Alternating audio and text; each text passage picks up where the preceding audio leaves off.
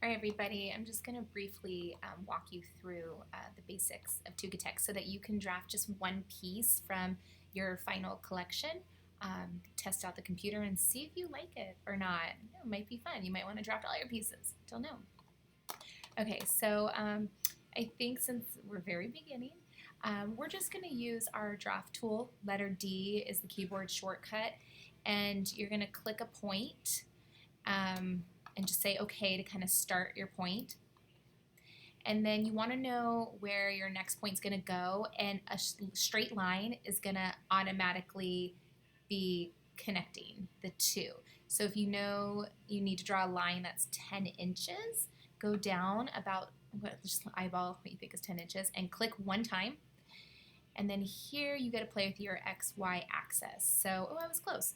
So I apparently hit negative 10.189. Well, I just want exactly 10 inches, so I can just delete the excess and just say negative 10. And then I want a straight line. Apparently right now I went to the left about 0.116, so I'm just going to say 0, so it just goes straight down. You say okay. And then I'm still drawing, so I'll draw the next one. Maybe it's supposed to be 7 inches wide, so I'll say 7 inches to the right, and the Y should be 0 because I'm not trying to go up or down. So this way you can just kind of draw whatever you think. If you're not sure what the measurement is, that's okay too. Yeah, just kind of play around with it. Let's see here. Let's see,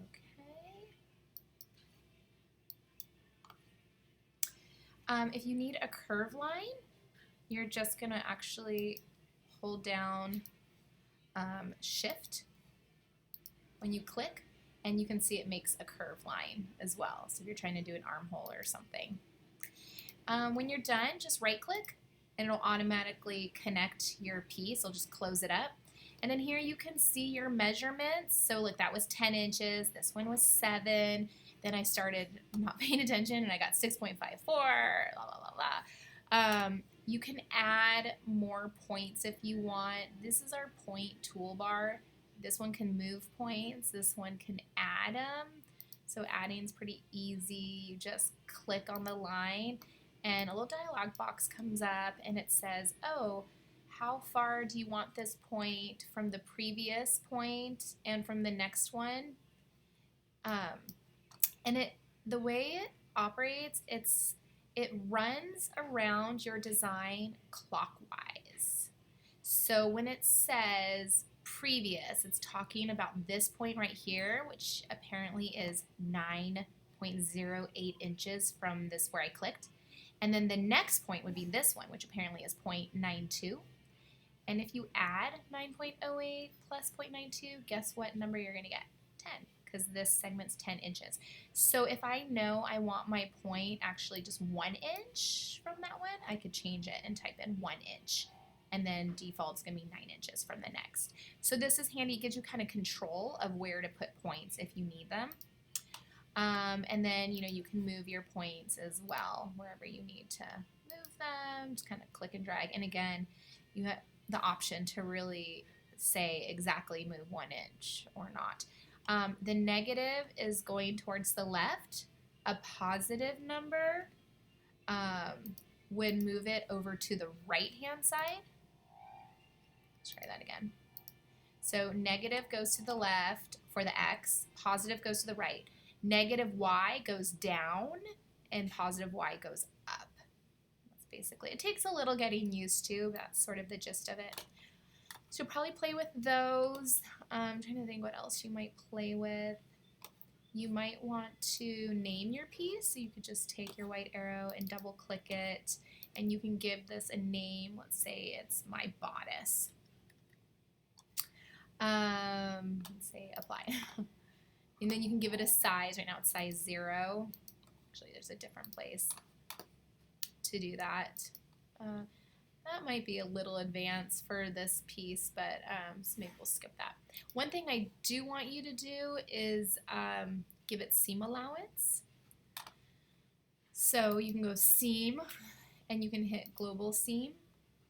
You can say current piece only. If you decided to do more than one piece, you could say all pieces in the style. and just say whatever your seam allowance is. So if you're doing 1/2 inch, just type in 0.5 and it added your seam allowance for you, which is a lot quicker than doing it by hand. So that's kind of neat. Once you are finished, and you know, you might say, well, actually I want my hem to be 1 inch seam allowance. If that's the case, you can take the seam tool. The keyboard shortcut is the letter S. And again, when you click on your points, you have to follow that clockwise system. So the first point would be here, and the next point would be here. This is where you want your hem. And you could change your seam allowance to be 1 inch. And then there's different ways to fold it as well. You can kind of play around. This gets very detailed. I'm not going to make you understand this right now. You can kind of play around with it and see what happens. Apply. And it's going to change your seam allowance so that you can fold it whichever way you told it to fold. And there you go. Did 1 inch seam allowance at the hem. Everywhere else is 1/2 inch. That's kind of cool. Yeah, that's pretty much it. What I want you to do for this project is kind of have fun and play around, make at least one pattern piece. When you're done, you're going to save it as a PDF so that you can print it out on our printer, and then we can just tape up the pieces together. So you'll just go File. I think the easiest way is Send to FedEx Kinko's. And it's gonna, I would say, save it on your desktop so it's easy to find, and then give it a name. Maybe Kyla's Bodice Pattern. You'll see it's saving it as a .pdf for the extension. That's great. Hit save.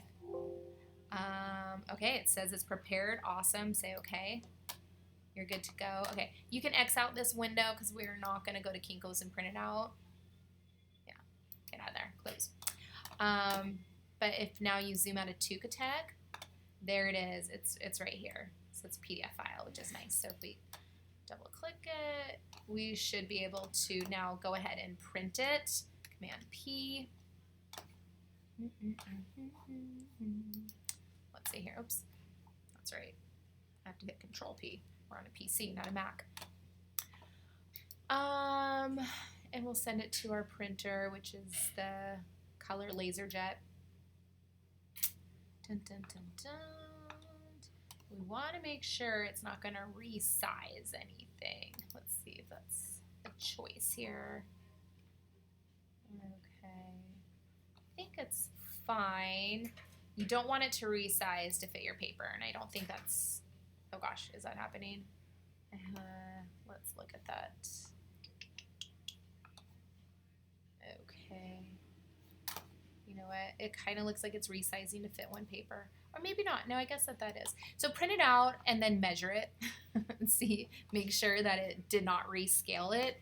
It shouldn't. Let me know if it does.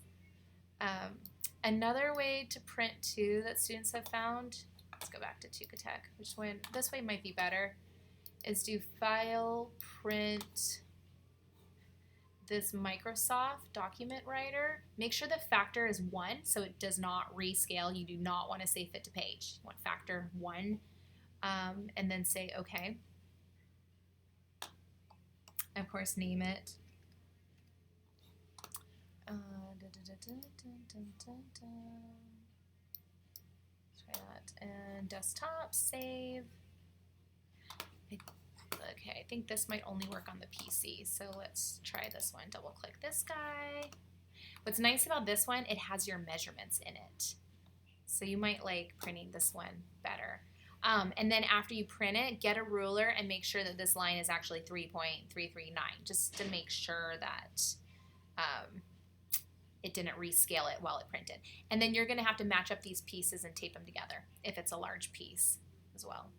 So I'm here to help you with that, but that's our project. Just kind of get you up and running on the computer and just give it a shot. And if you like it, then yeah, I recommend you take our computer drafting class, 216 it is. Well, that's it. End of this video.